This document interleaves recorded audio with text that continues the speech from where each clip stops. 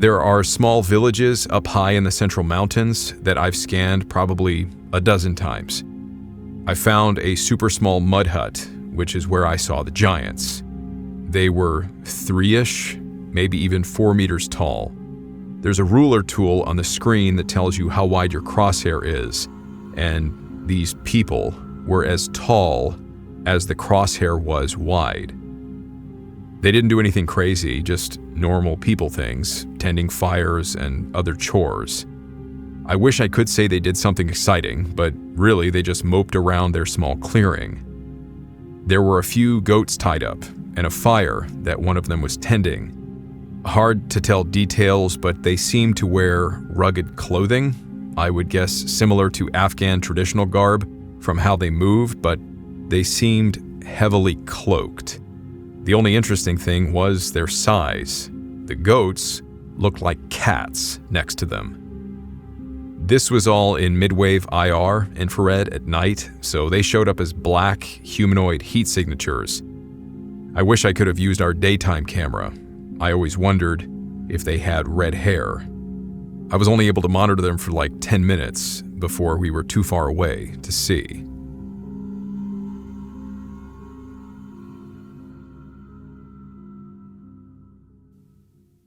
The Giant of Korengal. Being a drone operator with eyes high above the terrain would of course be an ideal way to see a lot more than the average soldier on the ground possibly could. That applies to spotting both enemy soldiers and whatever else is out there. But when it comes to gathering intel using drones, a lot of what is observed is recorded and then sent for more careful analysis. Full motion video, or FMV, analysts in Afghanistan played a crucial role in military operations, intelligence gathering, and surveillance.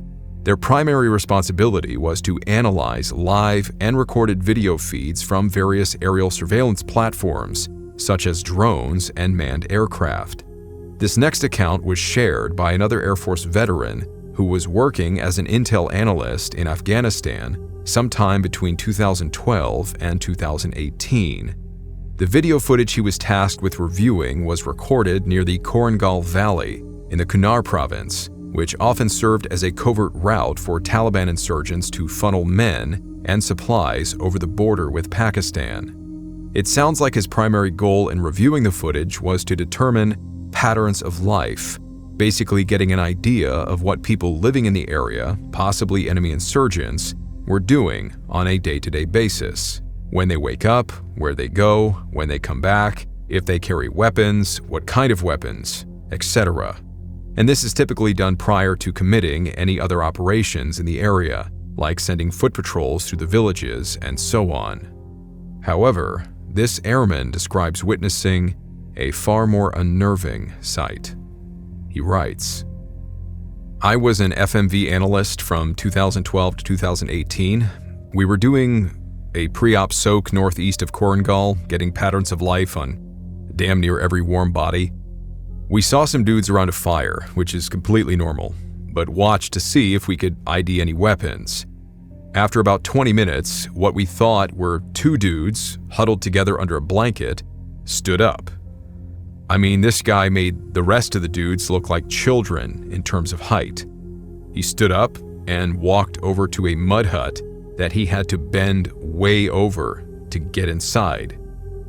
We were using infrared, IR, so I couldn't say if he was red-haired or not, but I just know that he was a big mother effer, at least 8 or 9 feet tall." It's worth noting from his observations, he indicated this particular giant was intermingling with local villagers. The people in Afghanistan and the surrounding regions have long been very tribal, adhering to their cultural differences. Perhaps the giants, not far from being human themselves, are similarly diverse, including their diets. Maybe not all of them are man-eaters. Of course, nothing is really known about these giants other than what has been scantily observed, but as far as their coexistence with humans is concerned, and as one of these men indicated in his testimony, giants have been documented as far back as at least 5,000 or 6,000 years. A giant named Goliath fought with the Philistine army, and he was their most fearsome soldier, standing nearly 10 feet tall and carrying a bronze spear with a tip that weighed nearly 15 pounds by itself. Just the tip of the spear. By comparison, your standard fully loaded military rifle weighs half of that. Far from Goliath being the only giant, the annals of King David from 3,000 years ago would indicate there were other remnants of an ancient giant race that he and his men fought and killed in later battles, along with those accounted for much earlier by Moses and Joshua. They are often called the Rephaites or Rephaim, being descendants of a giant named Rapha. Another of them was killed by King David's brother, Jonathan, in a battle in Gath, Goliath's homeland. Like the giant of Kandahar, he was recorded in the second book of Samuel as being a huge man with 6 fingers on each hand and 6 toes on each foot, 24 in all. Like Goliath at the head of an army, one would expect that in any tribe, the leader would often be the biggest, meanest, and strongest one in the group. That might explain why a giant named Og was made king over the region of Bashan, northwest of the Sea of Galilee in modern-day Syria. How do we know he was a giant? He was cited by Joshua as being one of the last of the Rephaites. The third book of Deuteronomy records him having an iron bedstead, presumably because he needed something stronger than wood. A bed which measured 13 feet in length by 6 feet in width. It doesn't sound like he would have slept comfortably on a small army cot. Giants ruling over humans, fighting alongside them millennia ago, and now, in even the last 2 decades, we hear tell of giants warming themselves by the fire with Afghani locals. This next account would likewise indicate that giants are still out there in remote areas, intermingling with humans to this day.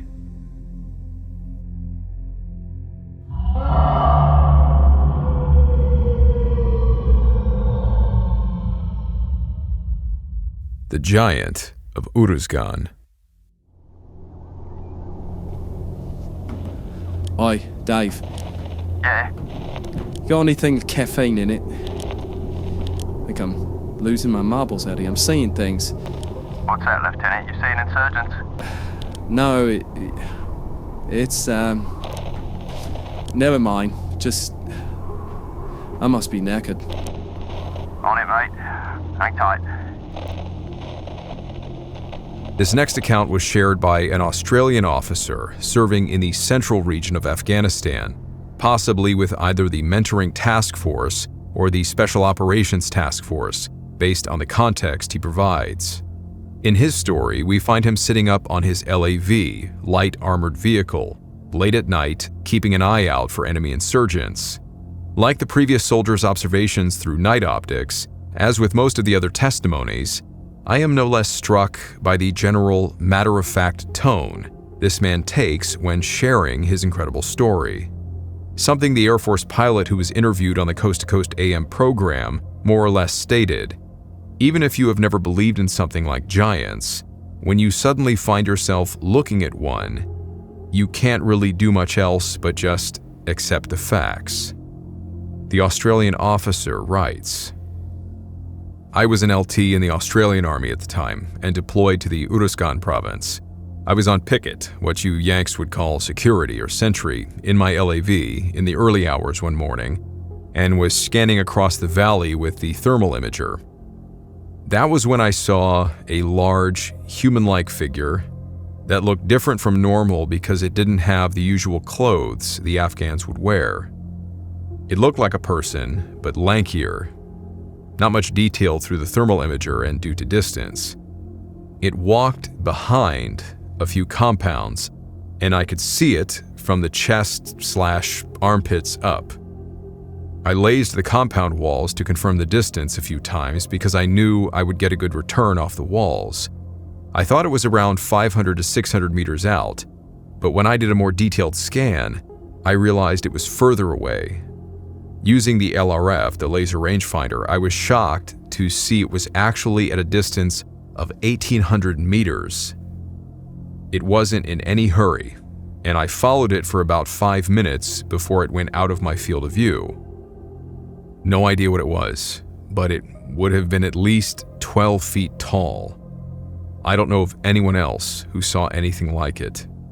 Never told anyone about it before, but it has stayed with me over all these years. Of course, by now, we realize that he is not alone in seeing something like that. I get the feeling that these few accounts are not the only ones either. But of course, as each of these men has indicated, nobody wants to go around telling people that they saw what most would consider a fairy tale monster. So, like so many others, they keep it to themselves until someone takes a sincere interest in hearing their story.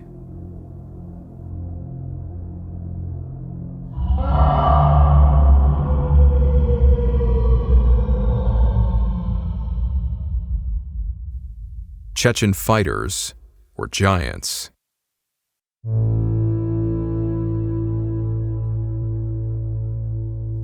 As if all these stories were not enough, just recently in late 2023, a journalist named Mike from Atlas News reached out to me to do an interview.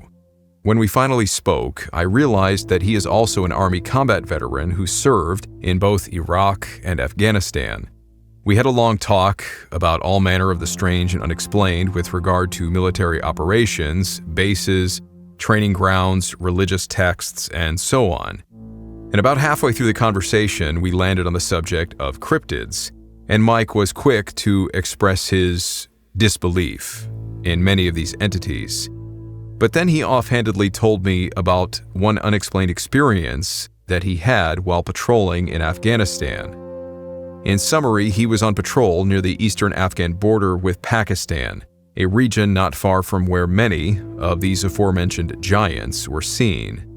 His unit's mission was what he directly referred to as HUMINT, or Human Intelligence Gathering, interviewing the local village leaders and trying to wean any intel they could give him about Taliban insurgents moving through the area. But during a conversation with one man, his interpreter explained that the man was trying to tell them to avoid going into the nearby mountains because there was a group of individuals living there that most of the villagers tried to avoid. Individuals, he said, that had pale skin, a habit of harassing the locals while they were feeding their goats in the highlands, and even throwing large rocks at them. Through his interpreter, and then showing his own rifle and the rifles of the men around him, Mike then asked if these pale-skinned individuals carried any kind of rifles or other weapons, and whether they were Taliban.